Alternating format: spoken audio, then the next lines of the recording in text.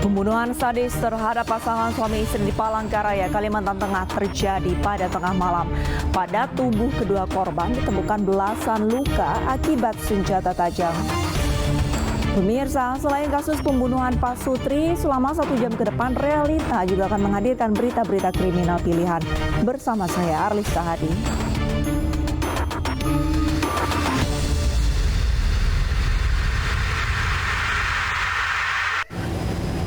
Informasi pertama dari Makassar, Sulawesi Selatan, pemirsa, seorang siswi SMP dikeroyok teman-teman sekolahnya. Korban mengalami trauma dan lebam di pipi. Sementara polisi segera menjemput para terduga pelaku di rumahnya pada Sabtu dini hari. Belum diketahui motif pengeroyokan.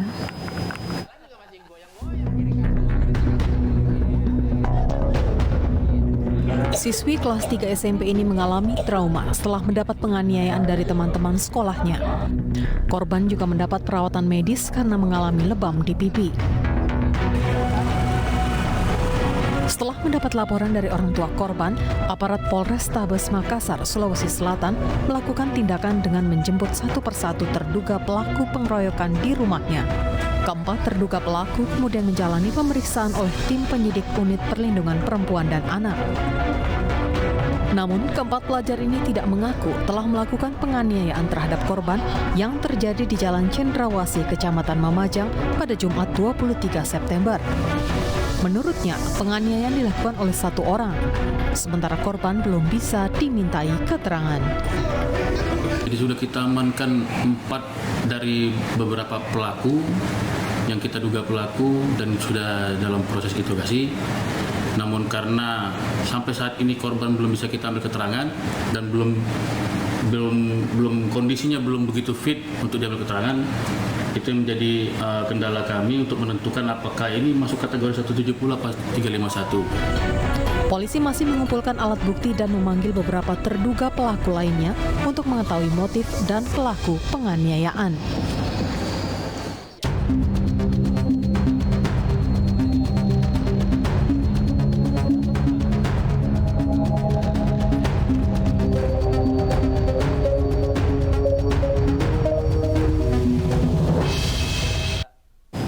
Pasangan suami istri yang diduga menjadi korban pembunuhan di Palangkaraya, Kalimantan Tengah telah dimakamkan keluarga.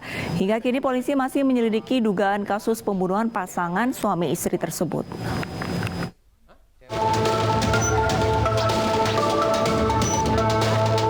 Kesedihan mengiringi pemakaman jenazah pasangan suami istri Ahmad Ien Dianor dan Fatnawati di TPU Jalan Jilid Riwut kilometer 12 Palangkaraya. Anak korban tak kuasa menahan tangis kehilangan kedua orang tuanya. Jenazah pasangan suami istri yang diduga menjadi korban pembunuhan itu dimakamkan bersebelahan. Keduanya ditemukan tewas di rumahnya dalam kondisi mengenaskan.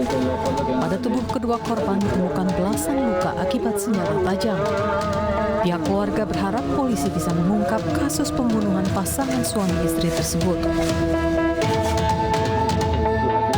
Hasilnya aja ya kan terus Pak ya. Habis itu untuk aparat hukum ya semoga cepat ditangkap aja.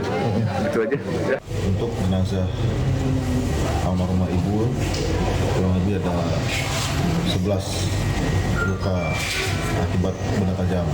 Dan untuk yang bapak yang YN tadi kurang lebih ada 13 luka akibat benda tajam. Ya, itu sementara hasil dari visum yang kita dapatkan di rumah sakit. Petugas gabungan Satreskrim Polresta Palangkaraya, Kalimantan Tengah telah olah tempat kejadian di rumah korban Jalan Jepaka, Gang Kamboja, Palangkaraya. Sejumlah orang termasuk anak korban telah dimintai keterangan terkait tewasnya kedua korban. Sementara ini memang benar ada kejadian tindak pidana pembunuhan. Kita dari Kepolisian Resort Kota Palangkaraya melakukan penyelidikan, kemudian juga memeriksa saksi-saksi. Semoga nanti peristiwa ini bisa segera terungkap pelakunya. Keterangan dari salah satu saksi, senjata yang digunakan dipegang oleh pelaku sampai saat ini belum ditemukan.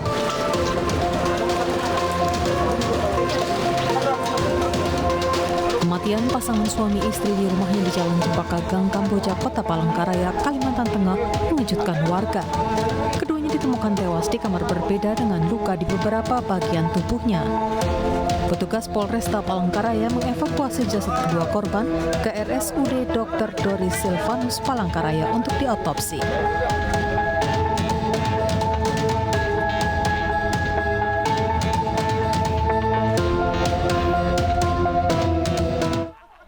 Seorang wanita melaporkan mantan suaminya yang merupakan pejabat kepolisian di Polresta Kendari, Sulawesi Tenggara atas laporan palsu atau rekayasa kasus penikaman.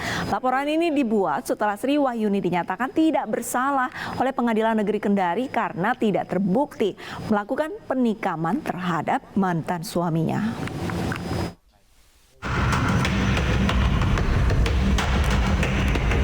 Seorang perwira polisi yang bertugas di Polresta Kendari, Sulawesi Tenggara dilaporkan mantan istrinya, Sri Wahyuni, ke Satreskrim Polresta Kendari. AKPS dilaporkan atas dugaan laporan palsu atau rekayasa kasus yang terjadi pada 2018 lalu. Laporan dibuat setelah Sri Wahyuni dinyatakan tidak bersalah oleh Pengadilan Negeri Kendari karena tidak terbukti melakukan penikaman terhadap mantan suaminya. Putusan tersebut diperkuat dengan putusan Mahkamah Agung tertanggal 28 Desember 2020, di mana salinan putusan tersebut baru diterima Sri Wahyuni pada Agustus 2022 sehingga telah berkekuatan hukum tetap. Saat ini kami menindaklanjuti soal pelanggaran etik dalam Perkap nomor 7 tahun 2022. Dari kasus tindak pidana kami tarik ke pelanggaran etik. Ibu Sri dituduh untuk menikam Pak Sunari bagian perut. Klien kami langsung diputus bebas, tidak terbukti atas dakwaan jaksa, kemudian tidak terbukti bahwa ada penikaman itu karena ada saksi yang kami akan lanjutkan nanti. Menanggapi laporan tersebut, Kapolresta Kendari berjanji akan memproses kasus tersebut sesuai dengan hukum yang berlaku jika ditemukan adanya pelanggaran.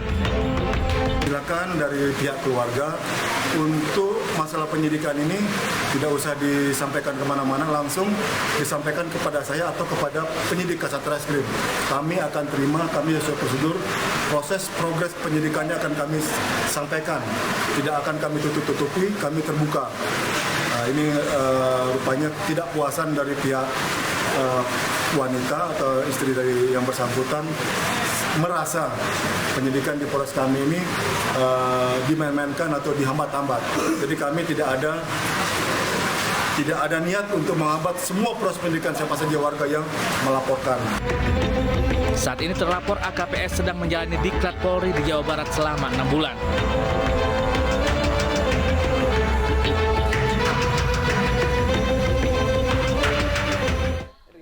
Suami istri warga Bau-Bau, Sulawesi Tenggara ditemukan tewas mengenaskan dengan sejumlah luka akibat senjata tajam di leher dan dada. Korban dibunuh tukang pasang pagar yang sakit hati karena pekerjaannya dibatalkan sepihak oleh korban.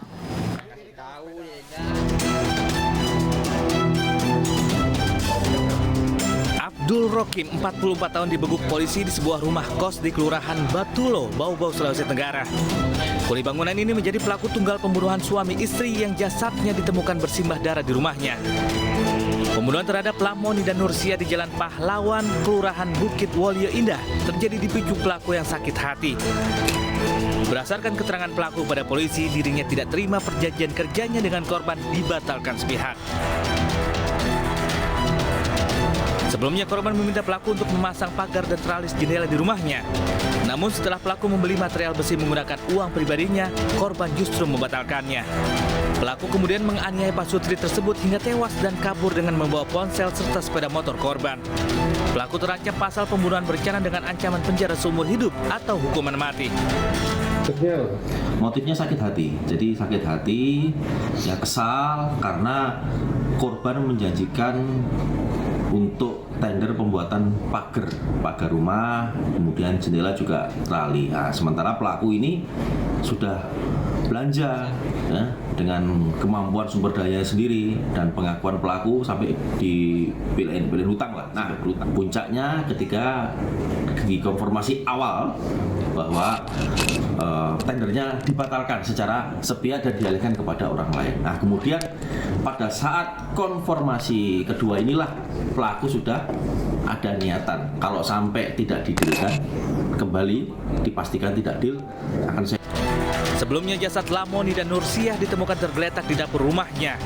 Ponakan korban yang pertama kali menemukan paman dan bibinya tergeletak bersimbah darah, memanggil tetangga dan melaporkan ke polisi. Sakit hati tak dipinjami uang, seorang pria membunuh pasangan suami istri di salah satu hotel di Kabupaten Samosir, Sumatera Utara. Pelaku menganiaya kedua korban dengan benda tumpul hingga tewas.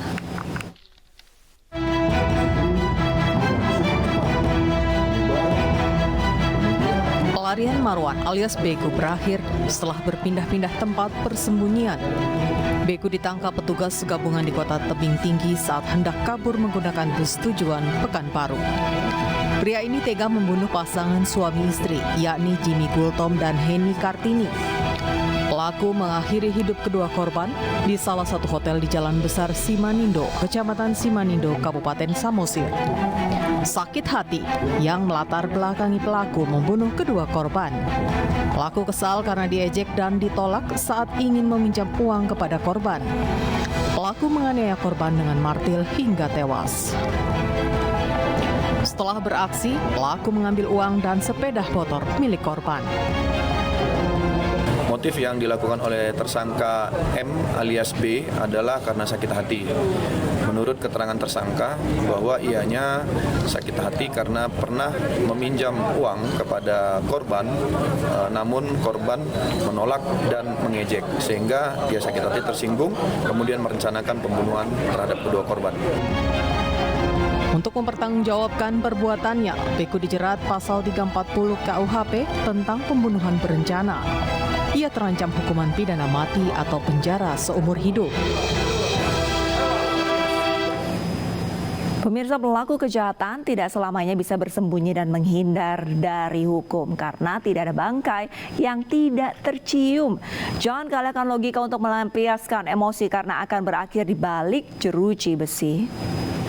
Usai jeda, realita kembali dengan kasus pelecehan seksual yang menimpa anak perempuan berusia 7 tahun. Tetaplah bersama kami.